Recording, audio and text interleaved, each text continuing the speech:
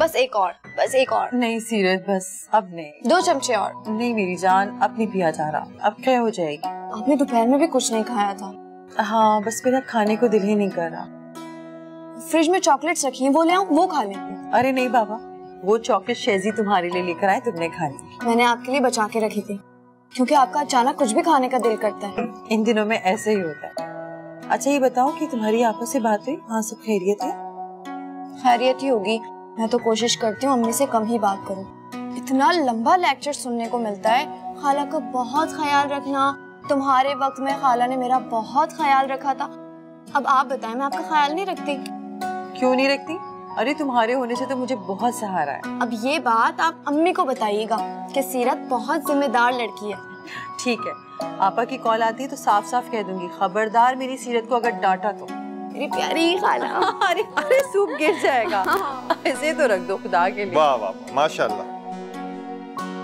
खाला भांजी में क्या लाड हो रहा है, हमें तो सीरत लिफ्ट नहीं कराती। हो खालू, मैं आपका इतना ख्याल तो रखती हूँ। देखे मैं अभी चाय बना कर लाती हूँ। ये हुई ना बात।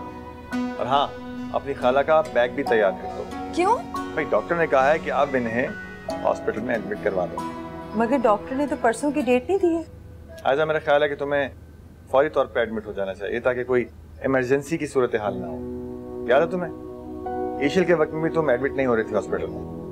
मुझे शहजी बस हॉस्पिटल के एनवायरनमेंट से बहुत कोफ्त होती है। तो क्या करूं, कोई दाई ले आऊं घर? आप भी ना। अच्छा खाला, आप मुझे बताएं क्या क्या पैक करना है, वो मैं पैक कर दूंगी।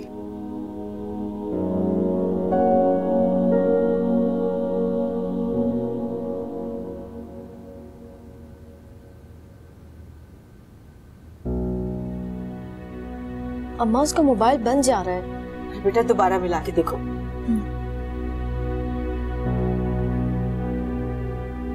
अम्मा अभी भी बंद जा रहा है, हो सकता है उसके मोबाइल में चार्जिंग खत्म हो गई हो। सुबह से घर से निकला हुआ, रात हो गई है, उस लड़के का कुछ अता पता नहीं है। आपको पता है सीरत से भी बात नहीं की उसने, वो इतनी परेशान है। अच्छा सुनो, मैं नमाज पढ़ लूं, वो आ जाए तो मुझे फौरन बताना। ठीक है।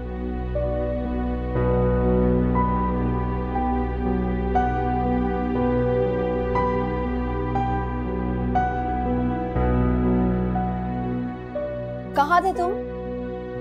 दोस्त के पास गया था। कम से कम इंसान फोन करके बता देता है। तुम्हें पता है अम्मा और मैं इतनी परेशान हो रहे थे।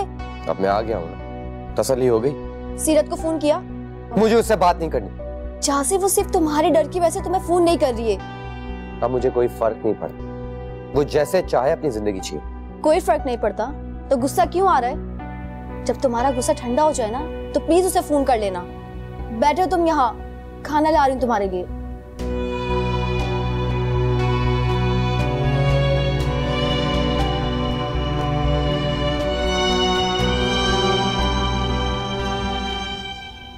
रबावे